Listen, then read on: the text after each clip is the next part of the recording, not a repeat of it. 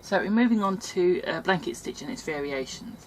At its very basic form, a blanket stitch is used to bind the rough edges of a woven woolen blanket.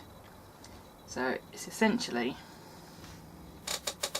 just a stitch that goes around and binds the edge.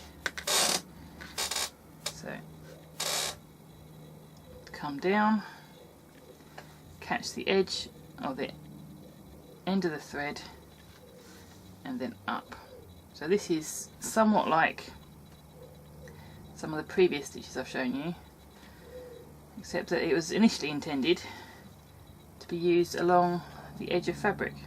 This way it binds the back of the fabric to the front quite neatly, so if you've got something that's woolen or fleecy, it just gives it a neater edge than just having raw thread.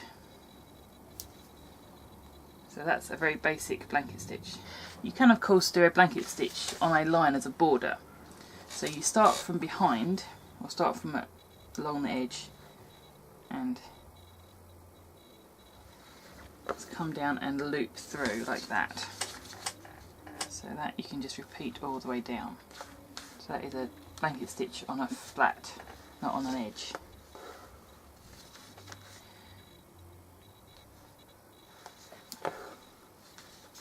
Like that. Just capture the thread as you go over each time.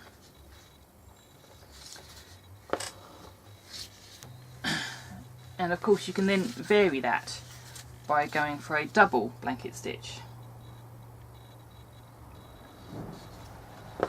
where you interlace the feet of the stitch like this. Now you can do that as close or as wide as you like. You can alternate sizing. That's a very nice simple way of doing a border or just decorating a line.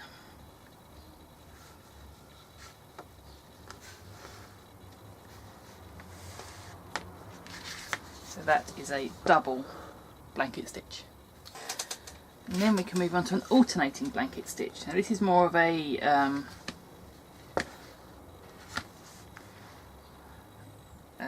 organic style of stitch. So you start from the bottom, you're working along a line, and then come in the side and catch your thread like that, and then do the same. Do the same in this direction and just keep coming back to this centre line. And it's somewhat like the Cretan and the fly stitching. And in the end there's only so many ways you can loop over and catch a thread. That was a bit wrong, wasn't it? Better. So you're just going to remember to each time capture the thread. So you're essentially making a single branch from a line.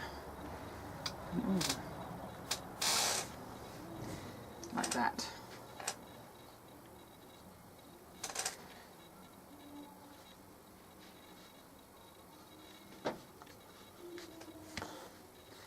So that is an alternating blanket stitch.